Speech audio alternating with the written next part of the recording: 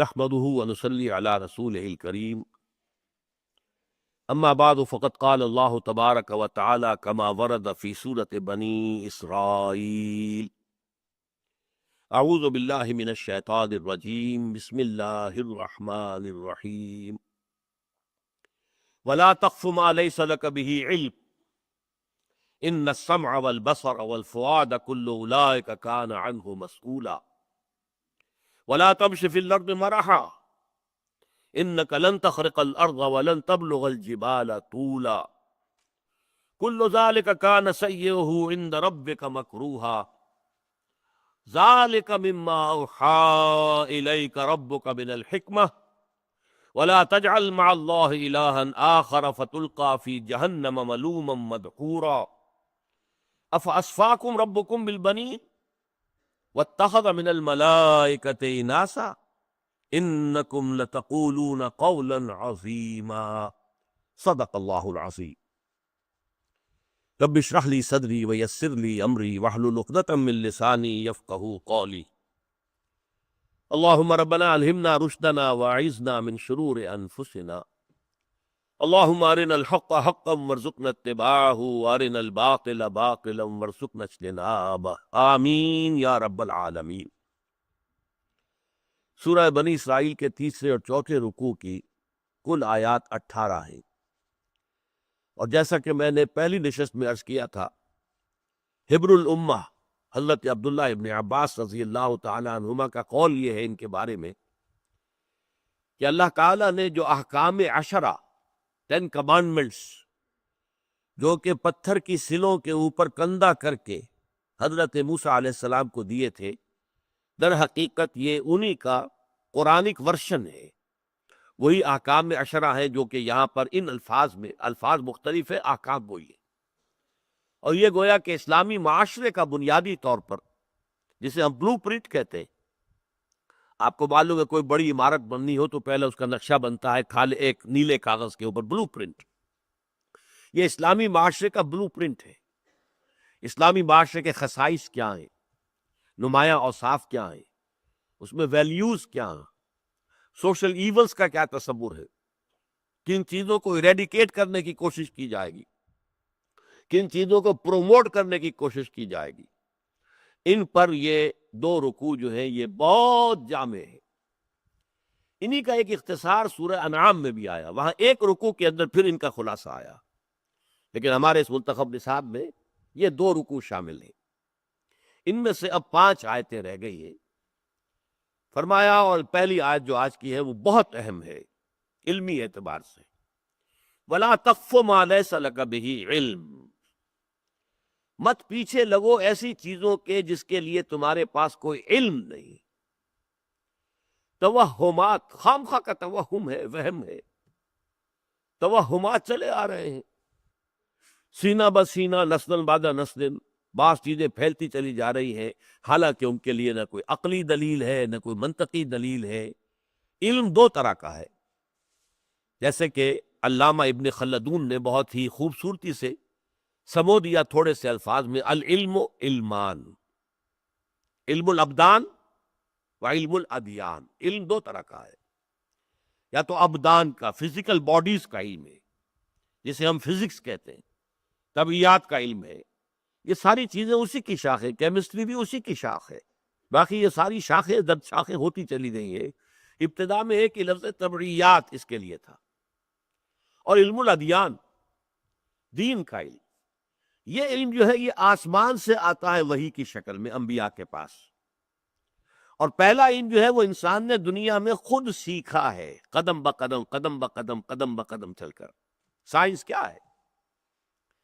کبھی ہمارے بڑے آباء و اجداد جو رہتے تھے کہیں غاروں میں، نہ بھی کوئی سائنس تھی نہ کوئی انرجی کا سوال تھا، کسی نے دیکھا کہ اوپر سے کوئی پتھر گرا ہے پہاڑ کا، اور وہ نیچے بھی چٹان تھی، اس پر جب ٹکرایا ہے تو آگ کا شعلہ پیدا ہو گیا۔ اس آبزرویشن کو لے کر اس نے پھر ویریفائی کیا، پتھر کو پتھر سے ٹکرایا، آگ نکل رہی ہے، گویا کہ آگ ایجاد ہو گئی۔ آگ اس طریقے سے انسان نے ایجاد کر لی۔ یہ پہلی سورس آف انرجی ہے جو انسان نے تلاش کی ہے اور اس کو استعمال کرنا شروع کیا۔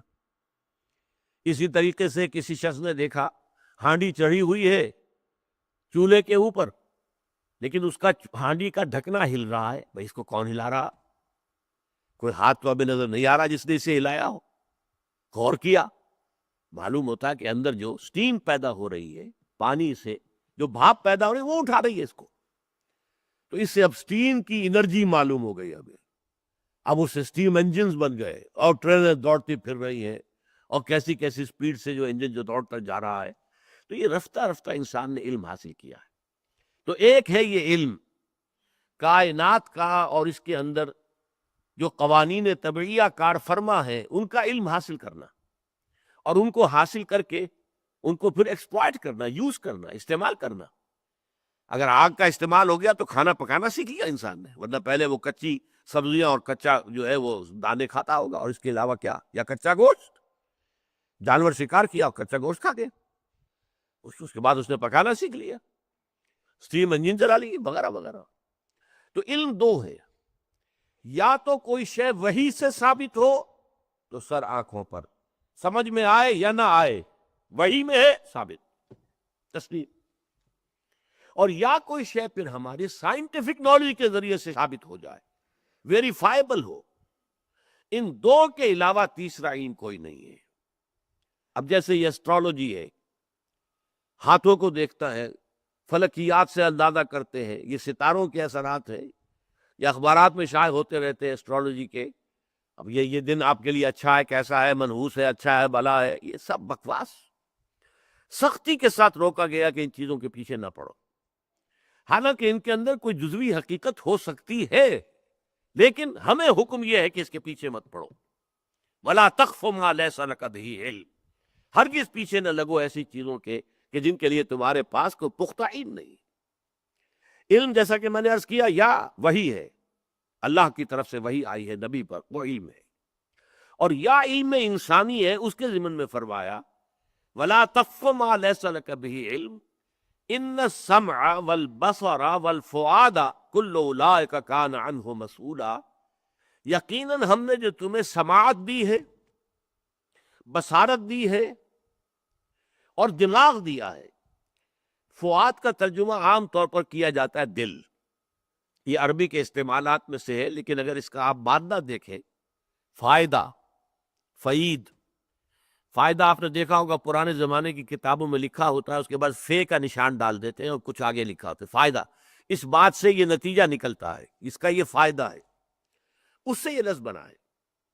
ان السمع والبصر والفؤاد، یہ ہے انسانی علم، کان نے سنا، آنکھ نے دیکھا، دماغ نے اس میں جو کمپیوٹر رکھا ہوا ہے، جو بھی سینس ڈیٹا اس کے اندر فیڈ ہوا ہے، اس کا نتیجہ نکالا، پروسیس کیا، اور میموری میں اگر کوئی چیز پہلے سے موجود ہے اسے ٹیلی کیا، اور پھر اس کے نتیجے میں ایک نیا علم جو ہے انسان کو حاصل ہو گیا، اور وہ بھی اس نے اپنی میموری کے اندر فیڈ کر دیا۔ اللہ اللہ کر صلی اللہ، اگلا قدم ہوگا، اس کے بعد اگلا قدم ہوگا، اگلا قدم ہوگا۔ یہ جو ہم نے تمہیں یہ اعلی علم جو ہے، اصول علم کے جو آلات ہم نے عطا کیے، ان کو جو ہے استعمال کرو۔ در حقیقت یہی ہے وہ جذبہ جو قرآن نے پیدا کیا کہ توہمات کو چھوڑ کر علم کی پیروی کرو۔ علم یا وحی کا علم، اور یا پھر علم سائنس کا علم۔ سائنس کا علم وہ ہے جو ہمیں حواس کے ذریعے سے حاصل ہوتا ہے، اور ہمارے سینس ڈیٹا کو ہمارا دماغ کا کمپیوٹر پروسیس کرتا، نتیجہ نکالتا، پھر اس نتیجے کو ویریفائی بھی کر لیا جاتا۔ پانی کے بارے میں یہ گمان ہوا کہ یہ آکسیجن اور ہائیڈروجن سے مل کر بنا ہے، اس کی ہائیڈرولسس کر دی گئی اور واقعتاً دو گیسز وجود میں آ گئی، اور پھر مزید اس کو تجربے سے واضح کرنے کے لیے ان گیسز کو جمع کیا، سپارکنگ کی، اور پانی بن گیا۔ یہ گویا کہ علم ہے، اور فؤاد ہے کسی شے سے نتیجہ نکالنا۔ کہتے ہیں یہ لحم فعید، جب گوشت کو جو ہے پوری طریقے سے بھون لیا جائے، اس میں سے پانی وانی نکل جائے، تو اس کو فعید کہتے ہیں، یہ جو ہے بھنا ہوا گوشت۔ تو جو تین چیزیں یہاں بیان ہوئی ہے، انسانی علم جو ہے، ایک ہے ڈیوائن نالج جو وحی کے ذریعے سے آ رہا ہے، وہ قرآن ہے، وہ تورات تھی، وہ انجیل تھی، یا اور نبیوں کو جو وحی آئی ہے وہ تھی۔ یہاں دوسرے علم کا ذکر ہو رہا ہے، وَلَا تَقْفُ مَا لَيْسَ لَكَ بِهِ عِلْمٌ، جیسے کبھی پہلے یہ خیال تھا کہ یہ ہماری زمین جو ہے یہ ایک گائے یا بیل کے سینگ کے اوپر ہے، کھڑی ہوئی ہے. وہ اس بیل کا جو ایک سینگ تھک جاتا ہے تو دوسرے سینگ کے اوپر لیتی ہے اس زمین کو، تو وہ زلزلہ آتا ہے. زلزلہ کیسے آتا ہے؟ جبکہ وہ گائے جو یا بیل جو ہے وہ اپنا سینگ بدلتی ہے تو زلزلہ آتا. بھائی اس کے لیے کوئی دلیل، کوئی قرآن میں، کوئی اس سے پہلے کسی آسمانی کتاب میں، کوئی آپ کے تجربے میں، کوئی سائنس کی اکتشافات میں کوئی دلیل نہیں. توہمات ہے جو چل رہا ہے. توہمات سے تعلق منقطع کر کے علم پر اپنے موقف کی بنیاد رکھنا، یہ ہے در حقیقت قرآن مجید نے جو انقلاب برپا کیا ہے علم کے میدان میں. یہی وہ شے ہے جسے علامہ اقبال کہتے ہیں یہ چیز مسلمانوں نے یورپ میں انجیکٹ کی. ہسپانیہ کی یونیورسٹیوں سے، کورڈووا کی یونیورسٹی، ٹولیڈو کی یونیورسٹی، گریناڈا کی یونیورسٹی، غرناطہ اور قرطبہ اور طلیطلہ کی یونیورسٹیوں سے فرانس اور جرمنی اور اٹلی کے نوجوانوں نے آ کر یہ علم سیکھا، اور پھر اس کے ذریعے سے یورپ کے اندر رینائسنس، احیاء علوم کی تحریک چلی، اصلاح مذہب کی تحریک چلی. پھر انہوں نے سائنس ایجاد کی. سائنس میں کتنی ترقی ہوئی، آج کہاں پہنچ گئی ہے. آج وہ سائنس جہاں تک پہنچی ہوئی ہے، واقعہ یہ کہ اس کی اونچائی تک میرے لیے دیکھنا ممکن نہیں. ٹوپی گرے گی. عروج آدم خاکی سے انجم سہمے جاتے ہیں کہ یہ ٹوٹا ہوا تارا مہ کامل نہ بن جائے. آج سائنس وہاں پہنچ گئی، لیکن اس روح کو بیدار کرنے والا قرآن ہے. اسی لیے کہا جاتا ہے منطق دو طرح کی ہے. ایک منطق استخراجی، ڈیڈکٹیو لاجک، اور ایک ہے مشاہدے کی بنیاد کے اوپر منطق استقرائی، انڈکٹیو لاجک. انڈکٹیو لاجک سے انسان کو انٹروڈیوس کرانے والا قرآن ہے، اور اسی انڈکشن یا انڈکٹیو لاجک کے نتیجے میں سائنس پروان چڑھی ہے. اور اس سائنس نے پھر جو بھی ترقی حاصل کی ہے، میں نے ابھی عرض کیا کہ انسان جو ہے وہ ستاروں سے باتیں کر رہا ہے، اور انسان چاند کے اوپر قدم رکھ کر اور چہل قدمی کر کے آ چکا ہے. یہ ہے در حقیقت علامہ اقبال نے لکھا ہے اپنے خطبات کے دیباچے کے اندر کہ جو ویسٹرن کلچر ہے اس کا جو انر کور ہے وہ قرآنک ہے. قرآن نے ہی در حقیقت انسان کو ادھر متوجہ کیا. زمین کو دیکھو، آسمان کو دیکھو، اس کو دیکھو، یہ اللہ کی آیات ہے، ان کا مشاہدہ کرو، ان سے نتائج اخذ کرو، اور جو نتائج مل جائے انہیں پھر ویریفائی کرو. پھر ویریفائی کر کے بات ثابت ہو جائے پھر انہیں ایکسپلائٹ کرو، انہیں یوز کرو، مشینیں بناؤ جس سے کہ ان انرجیز کو تم استعمال کر سکو. تو فرمایا وَلَا تَقْفُ مَا لَيْسَ لَكَ بِهِ عِلْمٌ إِنَّ السَّمْعَ وَالْبَصَرَ وَالْفُؤَادَ كُلُّ أُولَٰئِكَ كَانَ عَنْهُ مَسْئُولًا. ان میں سے ہر چیز کے بارے میں تم سے پوچھا جائے گا. تم نے آنکھیں بند رکھی، مشاہدہ نہیں کیا ہماری کائنات کا، تم نے کان بند رکھے، علم جو بھی جمع ہو گیا تھا اس کو تم نے سنا نہیں، تم نے اپنے عقل پر تالے ڈالے رکھے، اس سے کام نہیں لیا تم نے. ہم نے تمہیں یہ فیکلٹیز دی تھی. ان السمع والبصر والفؤاد کل اولئک کان عنہ مسئولا. ان میں سے ہر شے کے بارے میں تم سے حساب کتاب ہوگا، سوال جواب ہوگا. استعمال کیا کیوں نہیں کیا؟ پھر فرمایا ولا تمش فی الارض مرحا. دیکھو زمین میں اکڑ کر نہ چلو. یہ تمرد اور تکبر اور یہ انسان کا اپنے آپ کو کچھ سمجھنا، یہ ہم اس سے پہلے پڑھ چکے ہیں حضرت لقمان کی نصیحتوں میں بھی. اس لیے یہ تکبر جو ہے بہت بری شے ہے. جیسا کہ میں عرض کر چکا ہوں، اس موقع پر بھی میں نے عرض کیا تھا، فرمایا گیا ہے ایک حدیث میں لا يدخل الجنت من کان فی قلبہ مثقال حبۃ من کبر. جنت میں ہرگز داخل نہیں ہو سکے گا وہ شخص جس کے دل میں رائی کے دانے کے برابر بھی تکبر ہے. اللہ تعالیٰ فرماتا الکبر ردائی، تکبر تو میری چادر ہے، یہ ایک ایسا لباس ہے جو مجھے زیب دیتا ہے. اللہ کے ناموں میں سے المتکبر ہے، الملک القدوس السلام المومن المہیمن العزیز الجبار المتکبر. اگر آپ تکبر کرتے ہیں تو یہ ایسا ہے کہ جیسے کسی کے شانے سے، اس کے کندھے سے اس کی چادر کھینچ لی جائے. یہ عرب میں بھی اور ہمارے ہاں پٹھان کلچر کے اندر بھی یہ سب سے بڑی توہین ہے اگر آپ نے کسی کے کاندھے پر سے اس کی چادر کھینچ لی، گویا کہ اسے آپ نے ننگا کر دیا، اور اس توہین کا پھر وہ بدلہ لیتا. تو تم میری چادر گھسیٹ رہے ہو میرے کاندھے سے، یہ تو میری ردا ہے. الکبر ردائی ولا تمش فی الارض مرحا. زمین میں اکڑ کر مت چلو. اور یہاں بڑے خوبصورت انداز میں متکبرین کے انداز پر جو ہے طرز عمل پر ایک طرح کا طنز کیا گیا ہے. انک لن تخرق الارض، تم یہ زمین پر پاؤں مار مار کر چل رہے ہو، جیسے کہ پیریڈز میں ہوتا ہے، وہ روب قائم کرنے کے لیے، خاص طور پر آج کل جو ہے بار بار پیریڈز جو ہے ٹی وی پر دکھائی جا رہی ہے نارتھ کورینز کی، جس طرح سے وہ چلتے ہیں معلوم ہوتا ہے کہ انسان مشیرے ہیں، اور ان کو جس طرح پاؤں مارتے زمین کے اوپر، اس سے تھمپنگ کی ایک کیفیت پیدا ہوتی ہے۔ لیکن خیر وہ تو ایک پیریڈ ہے، اس پیریڈ کے کچھ تقاضے ہیں، اس میں وہ کرتے ہیں، لیکن ایک آدمی اگر انفرادی سطح پر یہ چال اختیار کرے تو فرمایا انک لن تخرق الارض، تم کتنی زور سے پاؤں مارو تم زمین کو پھاڑ نہیں سکتے، ولن تبلغ الجبال طولا، چاہے کتنی ہی گردن اکڑا لو، گردن بھی اونچی کر لی، سر کے اوپر جو ہے آپ نے ایک کلا بھی باندھ لیا اور اس کے اوپر صافہ بھی ہے اور پھر اس پر ترا بھی ہے چڑھ رہا ہے، لیکن کیا کرو گے؟ کتنے اونچے ہو جاؤ گے؟ کیا ہمارے پہاڑوں جتنے اونچے ہو جاؤ گے؟ ولن تبلغ الجبال طولا، ایک جو ہے عباد الرحمن الذین یمشون علی الارض ہونا، یہ ہم پڑھ چکے سورۃ الفرقان کے آخری رکوع میں۔ اللہ کے نیک بندے وہ ہیں جو زمین پر آہستگی سے چلتے ہیں، فروتنی کے ساتھ چلتے ہیں، جسم کو جھکا کر چلتے ہیں، گردن اکڑا کر نہیں چلتے، پاؤں مار کر نہیں چلتے، بلکہ چلتے ہیں بڑے سہل انداز میں۔ تو یہاں اس کے برعکس کو لیا گیا، ولا تمش فی الارض مرحا انک لن تخرق الارض ولن تبلغ الجبال طولا، تم نہ تو زمین کو پھاڑ سکتے ہو پاؤں مار کر، اور نہ ہی گردنیں اکڑا کر اور اونچی کر کے اپنی گردن تم پہاڑوں تک نہیں پہنچ سکتے۔ کل ذالک کان سیئہ عند ربک مکروہا، یہ جو ساری چیزیں بیان کی گئی ہیں ان میں سے جو ان کے برے پہلو ہیں، یعنی یہاں پر کچھ احکام دیے گئے یہ کرو، اور کہا گیا یہ نہ کرو، تو جو نہ کرو کے احکام ہے، اسی لیے ہم کہتے ہیں ڈوز اینڈ ڈونٹس، اوامر اور نواہی۔ اوامر امر کی جمع ہے، اوامر حکم دیا گیا یہ کرو یہ کرو یہ کرو یہ کرو، وآت ذی القربی حقہ، قرابت داروں کو اس کو مال عطا کرو، اور ایک یہ نہیں ولا تقربوا مال الیتیم ولا تقتلوا النفس التي حرم اللہ الا بالحق، یہ نواہی ہے۔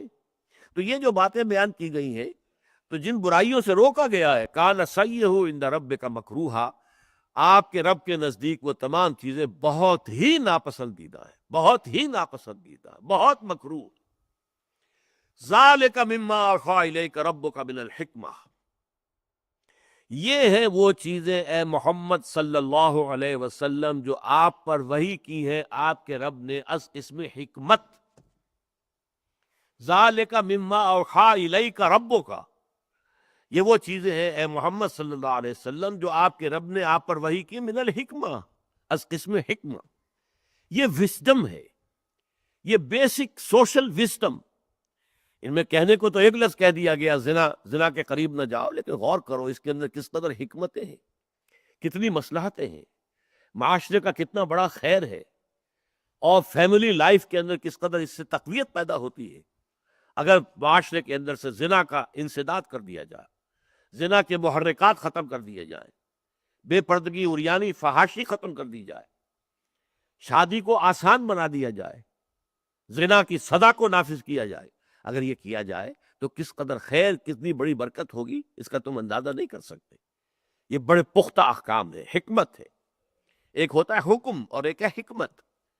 یہ احکام دیے گئے، یہ احکام جو ہے حکمت پر مبنی ہے، یہ ایسے ہی الٹ اپ نہیں ہے، ایسے ہی کسی نے جو ہے جو جی میں آیا وہ نہیں کہہ دیا معاذ اللہ ثم معاذ اللہ۔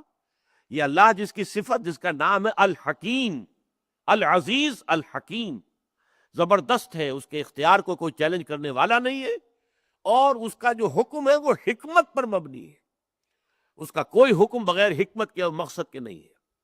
تو ذالک مما اوحی الیک ربک من الحکمہ، اور یہ ہے وہ چیزیں ہیں محمد صلی اللہ علیہ وسلم جو وحی کی ہے آپ کے رب نے آپ کی جانب از قسم حکمت۔ ولا تجعل مع اللہ الہا آخر، دیکھیے میں نے شروع میں عرض کیا تھا کہ جیسے انفرادی شخصیت کی تعمیر میں دونوں مقامات پر، سورہ معارج میں بھی اور سورہ مومنون میں بھی، ابتدا بھی نماز انتہا بھی نماز، قد افلح المومنون الذین هم فی صلاتهم خاشعون، پھر بہت سے اوصاف بیان کر کے والذین هم علی صلواتهم یحافظون، اول نماز آخر نماز۔ یہاں معاشرہ جو ہے اس کی بھلائیاں جو ہیں ان میں سے بدی کا استحصال اور خیر کا رواج اور اس کی تنفیذ اور ترویج، اس کے بیان میں پہلے بھی شرک کی نفی اور توحید کا حکم، وَقَضَىٰ رَبُّكَ أَلَّا تَعْبُدُوا إِلَّا إِيَّاهُ وَبِالْوَالِدَيْنِ إِحْسَانًا۔ آپ کے رب نے طے کر دیا، فیصلہ کر دیا ہے کہ نہیں پوجو گے مگر اللہ کو، اللہ کے سوا کسی اور کو نہیں پوجو گے۔ پھر آگے آیا والدین کا حسن سلوک، احکام چلے آ رہے، اب وہ ختم ہو رہے تو پھر جو ہے لاسٹ وَلَا تَجْعَلْ مَعَ اللَّهِ إِلَٰهًا آخَرَ۔ دیکھو حکمت کی آخری بات، اللہ کے ساتھ کسی اور کو الہ نہ بنا لینا۔ یہ بڑا پیارا ہے۔ وہاں تھا اصل میں توحید یا شرک عملی، شرک اعتقادی، یہ دو ہیں شرک۔ عملی کیا ہے؟ قضا ربک اللہ تعبدوا الا، عبادت اللہ کے سوا کسی کی نہیں، پرستش اللہ کے سوا کسی کی نہیں، ٹوٹل بندگی اللہ کے سوا کسی کی نہیں۔ دوسروں کی بندگی ہوگی تو اللہ کی بندگی کے تابع ہوگی، اس کے متوازی نہیں ہو سکتی اور اس کے خلاف نہیں ہو سکتی۔ لا طاعۃ لمخلوق فی معصیۃ الخالق۔ ایک ہے عقیدہ، عقیدے میں یہ ہے کہ فلاں دیوی، فلاں دیوتا، یہ لکشمی دیوی ہے، یہ خوش ہو جائے تو دولت کی بارش ہو جائے گی، یہ فلاں ہے، یہ بارش کا دیوتا ہے، یہ راضی ہو جائے گا تو بارش آ جائے گی، وغیرہ وغیرہ۔ اگر آپ نے آلہہ بنا لیے ہیں اور ان آلہہ کی طرف آپ رجوع کر رہے ہیں تاکہ وہ آپ کی ضرورتوں کو پورا کر سکیں، آپ کی مصیبتوں کو ٹال سکیں، آپ کی دعاؤں کو سن سکیں، تو یہ شرک ہے اعتقادی۔ وَلَا تَجْعَلْ مَعَ اللَّهِ إِلَٰهًا، لا الہ الا اللہ۔ کوئی نہیں ہے الہ، کوئی نہیں ہے دعاؤں کا سننے والا، کوئی نہیں ہے تکلیف کو رفع کرنے والا، کوئی نہیں ہے رزق عطا کرنے والا، کوئی نہیں ہے اولاد دینے والا، کوئی نہیں ہے مصیبت سے نجات دینے والا سوائے اللہ کے۔ تو الہ کا مفہوم یہ ہے، وَلَا تَجْعَلْ مَعَ اللَّهِ إِلَٰهًا آخر۔ ایسا نہ ہو کہ اللہ کو بھی تم نے الہ مانا ہوا، کچھ اور چھوٹے چھوٹے الہ بھی مان لیے۔ فلاں کی قبر پر جاؤ بیٹا مل جائے گا، فلاں استھان پر جاؤ فلاں غرض پوری ہو جائے گی، وہاں جا کے ذرا بکرا چڑھاؤ تو تمہاری فلاں ضرورت پوری۔ یہ الہن آپ نے اللہ کے ساتھ چھوٹے چھوٹے الہ اور بنا لیے۔ لا تجعل مع اللہ الہا آخر، اللہ کے ساتھ کسی اور کو الہ نہ بنا لینا۔ فتلقى فی جہنم، تو جھونک دیے جاؤ گے جہنم کے اندر، ملوما مدحورا، ملامت زدہ ہو کر اور دھکے دیے جا کر، دھکے دیے جائیں گے۔ ظاہر بات ہے جہنم میں کوئی اپنی خوشی سے داخل ہونے کو تو تیار نہیں ہوگا، تو دھکے دیے جائیں گے تو پھینکا جائے گا، ملامت زدہ۔ فرشتے کہیں گے تمہاری اپنی شامت اعمال ہے یہ، کیا تمہارے پاس رسول نہیں آئے تھے؟ کیا ان کی دعوت نہیں پہنچی تھی؟ پھر تم نے اگر غلط راستہ اختیار کیا تو اب تم حقدار ہو اس کے، دفع ہو اور داخل ہو جاؤ، اور دھکا دے کر پھینک دیا جائے گا۔ تو فرمایا اگر تم اللہ کے ساتھ کسی اور کو بھی اپنا الہ بنا لو گے، فتلقى فی جہنم، تو پھر تمہیں گرا دیا جائے گا جہنم کے اندر، ملامت زدہ اور دھکے دیے جا کر۔ اس کے بعد خاص ایک جو عقیدہ تھا اہل عرب کا، جو عقیدے میں شرک فی العقیدہ، وہ عقیدہ یہ تھا کہ یہ جو فرشتے ہیں یہ اصل میں اللہ کی بیٹیاں ہیں، اور اللہ کو اپنی ان بیٹیوں سے بڑی محبت ہے۔ یہ بیٹیاں اگر کسی کی سفارش کر دیں تو بیڑا پار ہو جائے گا۔ جیسے چہیتی بیٹی ہو آپ کی کوئی، وہ آ کے آپ سے کسی کی سفارش کریں تو کیا آپ رد کر دیں گے اس کی بات؟ بیٹی ہے، لخت جگر ہے، لہذا یہ اللہ کی بیٹیاں ہیں۔ انہوں نے وہ اللہ کی بیٹیاں مانا فرشتوں کو، اور ان کے نام پر بت بنا لیے۔ یہ سارے عربوں کے بت جو ہے مؤنث ہے، لات جو ہے الہ کا مؤنث ہے، عزا العزیز کا مؤنث ہے عزا، منات الثالثۃ الاخری، تیسرا ایک اور تھا وہ منات، وہ بھی مؤنث۔ تو انہوں نے جو بت بنا رکھے تھے وہ اپنے خیال کے مطابق فرشتوں کے نام پر بنائے، اور فرشتوں کو خدا کی بیٹیاں قرار دیا۔ اور جو فرشتے خدا کی بیٹیاں ہیں اور ان کو ہم انووک کرتے ہیں ان کے ان بتوں کے ذریعے سے، ان کے جب ہم سجدہ کرتے ہیں، ان کو چومتے ہیں، چاٹتے ہیں، انہیں دھوتے ہیں، ان کا دھون پیتے ہیں، تو پھر کیا ہوتا ہے کہ وہ خوش ہو جاتی ہے، وہ بیٹیاں اللہ کی، وہ سفارش کر دیں گی، بیڑا پار ہو جائے گا۔ تو یہاں پر اب طنز کا انداز قرآن نے اختیار کیا ہے۔ تم ذرا سوچو، تم نے اللہ کو الاٹ بھی کی تو بیٹیاں، تمہیں اپنے لیے تو بیٹیاں پسند نہیں ہے۔ عرب میں تو آپ کو معلوم ہے کہ اکثر و بیشتر جو ہے بیٹیوں کو زندہ درگور دفن کر دیتے تھے۔ ان کا وہ غیرت کا ایک غلط تصور تھا کہ کوئی شخص داماد بن کر ہمارے گھر آئے گا، نہیں، دفن کرو۔ تو بیٹی تو پسند نہیں. قرآن مجید میں کئی جگہ آیا ہے جب انہیں کسی بیٹی کی خوشخبری دی جاتی ہے کہ آپ کے ہاں بچی پیدا ہوئی ہے تو اس کا چہرہ ایک دم سیاہ پڑ جاتا ہے اور منہ لٹک جاتا ہے, بہت افسوس کے اندر, غم کے اندر, اپنے غم کو جو ہے وہ غصے کو اور رنج کو گھونٹتا ہے اندر ہی اندر, سوچتا ہے کہ میں اسے زندہ رہنا دوں یا دفن ہی کر دوں.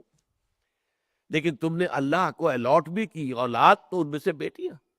افاسفاکم ربکم بالبنین, ذرا سوچو, کیا تمہیں تو اللہ نے چن لیا بیٹوں کے لیے, تمہیں بیٹے پسند ہیں. واتخذ من الملائکۃ اناسا, اول تو اللہ کے کوئی اولاد ہے ہی نہیں, کوئی سوال ہی پیدا نہیں ہوتا. قل هو اللہ احد اللہ الصمد لم یلد ولم یولد ولم یکن لہ کفوا احد. لیکن تم نے کمال کیا کہ اللہ کے لیے اولاد بھی تجویز کر دی, اولاد میں سے جو تمہیں پسند نہیں ہے وہ اللہ کو الاٹ کی. افاسفاکم ربکم بالبنین واتخذ من الملائکۃ اناسا, اللہ نے تمہیں تو چن لیا, پسند کر لیا بیٹے دینے کے لیے, اور خود اپنے لیے بیٹیاں بنا لی. انکم لتقولون قولا عظیما, جان لو تم بہت بھاری بات کہہ رہے ہو, بہت بڑی بات کہہ رہے ہو, گستاخی کی بہت بڑی بات ہے. اللہ کی جناب میں یہ بہت بڑی گستاخی ہے. اس کا سب سے اونچا مقام جو قرآن مجید میں وہ سورہ مریم ہے. یہ سورہ بنی اسرائیل ہے, پھر سورہ کہف, پھر سورہ مریم.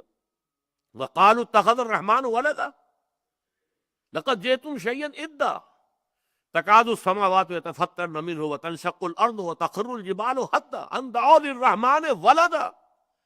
انہوں نے کہا کہ رحمان نے اپنے لیے کوئی بیٹا یا بیٹی بنا دی. دیکھو لوگو, تم بہت بڑی بات کہہ رہے ہو, بہت بڑی گستاخی کی بات کر رہے ہو اللہ تعالیٰ کی شان سے. اور تمہاری گستاخی کی بات ایسی ہے کہ اس سے آسمان پھٹ پڑنے کو ہے, زمین شق ہونے کو ہے, اور پہاڑ ایک دھماکے کے ساتھ گر پڑنے کو ہے. اتنی بڑی گستاخی ہے. اللہ کے شایان شان ہی نہیں ہے کہ اس کا کوئی بیٹا ہو یا بیٹی ہو. تو وہ مقام جو ہے ضربہ ثنا میں پورے قرآن مجید میں اس خاص قسم کے شرک کے اوپر اللہ کا غضب جس طرح ظاہر ہوتا ہے وہ سب سے زیادہ نمایاں وہاں ہے. بہرحال اس پر انکم لتقولون قولا عظیما, یہ 2 رکوع ختم ہوئے, اور اس پر ہمارا جو اس منتخب نصاب کا جو تیسرا حصہ چل رہا تھا, اس تیسرے حصے کا یہ درس جو ہے ختم ہو رہا ہے. اب اس میں ایک درس باقی رہ گیا ہے, یعنی عمل صالح کی وضاحت میں سب سے پہلے انفرادی شخصیت, پھر عائلی زندگی, پھر معاشرتی زندگی, پھر ریاست اور حکومت, ملی زندگی. اس کے لیے اصول کیا ہے؟ اس کے لیے جامع ترین سورت قرآن مجید کے اندر سورہ حجرات ہے. تو ہمارا اگلا درس جو ہے انشاءاللہ سورہ حجرات کا ہوگا. بارک اللہ لی ولکم فی القرآن العظیم ونفعنی وإیاکم بالآیات والذکر الحکیم.